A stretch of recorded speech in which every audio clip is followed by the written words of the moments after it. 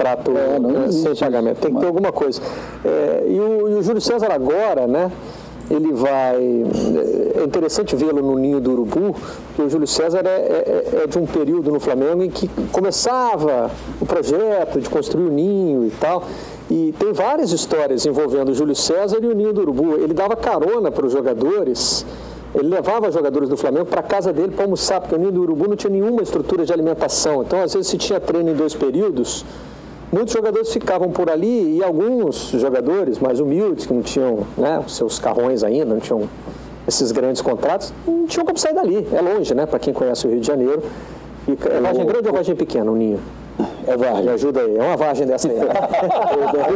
Vargem média. Eu te diria que... Não, é depois da Barra da Tijuca, é um local distante. Então o Júlio César levava carona para os jogadores, levava para casa dele para comer.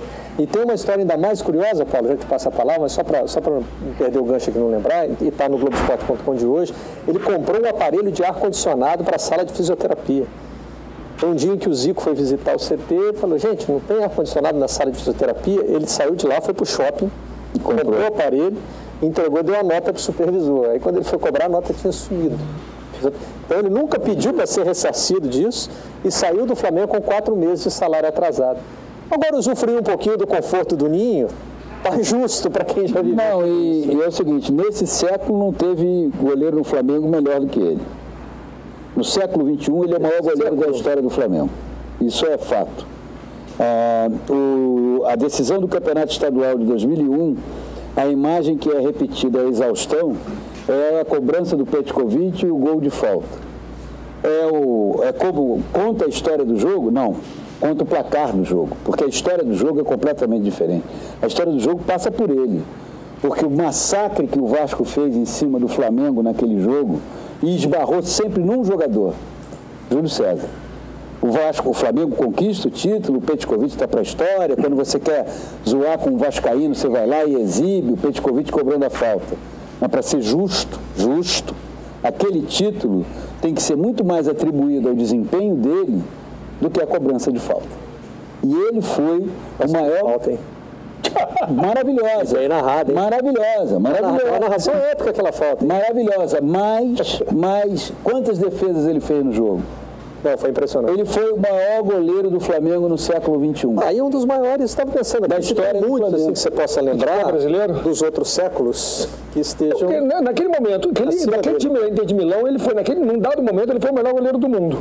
Ele era considerado mais. Ele foi o melhor goleiro do mundo. Ele jogou 3 Copas do Mundo, né? Agora, aí entra um outro detalhe. Eu acho que tem eu acho que tem 2 lados. Tem 2 lados aí nessa passagem do Júlio César agora. Passagem curta, né? Ele disse que não pretende estender depois desses 3 meses. Ele vem para encerrar a carreira, né? Ele vem para encerrar a carreira. Ele pretendia jogar esses 3 meses, né? Exatamente. Então vamos com calma com essa extensão aí. O lado humano que eu quero dizer assim, o lado da experiência, um goleiro que já passou por todo tipo de coisa, desde a glória até uma pressão de ter falhado, por exemplo, no jogo contra a Holanda, que o Brasil foi eliminado, estar no fatídico 7-1. É o goleiro do 7-1. Já tomou 7 gols. Exatamente. É o único goleiro brasileiro que tomou 10 gols em Copa do Mundo. Então, nenhum goleiro brasileiro... Ele é um jogador de personalidade forte, ele sabe lidar com isso, mas não se apaga. É um cara de confusão, é um cara de cabeça boa, é um cara de experiência, que já passou... Nesse lado, de repente, ele pode ajudar o Flamengo nessa transição, nesse negócio de... Na formação do César. E principalmente nesse vontade de comer, né? Porque o Diego não está jogando agora. O Flamengo tem o César. O Muralha foi embora. Tem um exame ainda para ver como está a previsão é para fevereiro. Agora, o outro lado, que é importantíssimo, que é o lado no campo, a gente não sabe como ele está. Se ele tivesse ainda em alto nível, ele estaria atuando lá. Ele estava parado. Ele estava com dificuldade de jogar no Benfica. Estava sem treinar. Então, se o Flamengo precisar, o Diego não vai jogar, tarará, será que dá para...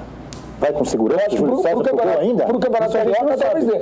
Eu acho que num primeiro momento, hoje, analisando friamente, o César é o titular. O Júlio seria reserva do César.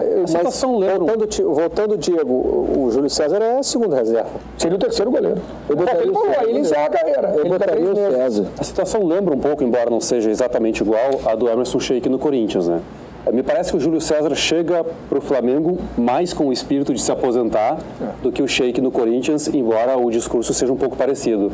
Agora também tem a tiracolo o efeito de ter um ídolo no banco. E se a situação do time está boa, ter um ídolo no banco é legal, que bacana.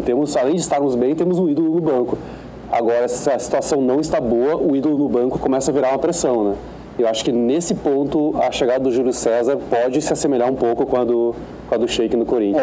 Mas parar com o Lugano? Então, sem ele, eu diria o seguinte, nesse raciocínio da Aliati, até jogar. E a galera vê se o ídolo no banco resolve ou não resolve. Porque é aquela história do futebol, né? Quem é que dizia isso? O melhor momento do futebol é da pré-eleição, porque na pré-eleição está tudo certo, não aconteceu nada ainda, né? Você não entrou em campo, não tem um adversário, não tem torcida gritando, ali está tudo que você disser, está certo. O ídolo, enquanto ele está no banco também, ele está jogando pra caramba, porque depois que ele entra, que foi testado, a torcida do São Paulo, por exemplo, parou de pedir o lugar. Entra em campo, dá aquele tchauzinho, aplaudido, tal, senta ali. De vez em quando toma um cartão amarelo no banco. Gritava o nome dele sempre. Gritava o nome dele. Mas já não pedia mais. Gritar não significa que deverem jogando. Isso é uma homenagem. Não, mas o raciocínio do Aliati funciona até o momento em que entra. Que na verdade, faz-se um paralelo lá com o Rodrigo, né? Na outra ponta da carreira. Um jogador que não está testado ainda totalmente no campo, mas que a torcida quer. Depois que ele entra, que ele começa a rodar mais. O Júlio pode ser muito útil na formação do César. Na medida que ele chega no Flamengo. Não, mas assim, no aprimoramento. Mas o César não teve aquele salto de virar titular. Então, e na medida que ele agora, o Diego é o titular. Mas você não sabe. O Diego dura quanto tempo mais no Flamengo? Longo? Mas o Diego talvez o jogador ainda com mercado na Europa. Ainda tem mercado na Europa e voltou ao futebol brasileiro para jogar com um objetivo. Né? Serei relacionado para a Copa do Mundo. Não, pula. Isso já fechou, porque Alisson, Ederson e Cássio. Né? Então, e tem mercado na Europa. Pode ser que no meio do ano. E o César precisa estar convivendo com alguém experiente, com alguém mais rodado. Eu acho que na situação do Campeonato Carioca, até numa homenagem, o Júlio pode jogar. Estamos vendo imagens aí do Carioca, né, do Flamengo e Sabe por quê, hein, Marcelo? Sabe por que eu tenho dúvida? Porque o torcedor é tão apaixonado quanto cruel. E aí você bota o Júlio César e essa é uma função que você está exposto à falha o tempo inteiro. E vem uma falha no momento crucial, no momento crucial de uma partida, num jogo decisivo, toda a história, ela é simplesmente rasgada, picotada, incinerada. Para que trouxe esse velho? Onde já se viu? Quem mandou buscar esse sujeito? Porque não assim você acha que ele entra num jogo, Maracanã lotado. Mas acho que ele não jogaria esse jogo do Maracanã lotado. Ele jogaria. Você pega o segundo turno, no segundo turno são 6 jogos. Você tem 2 clássicos, que aí um grupo joga contra o outro, então o Flamengo, que nesse ano, no primeiro turno, só teve o clássico contra o Vasco. Vai jogar contra o Botafogo. Mas e os demais jogos? Você tem Portuguesa, você tem Boa Vista, você tem Madureira. Mas até agora, goleiro, Libertadores, você pode botar o Júlio. No estadual, o goleiro não é problema do Flamengo. O Flamengo tomou gol no estadual? Quanto foi até agora? Não. 2-1, não?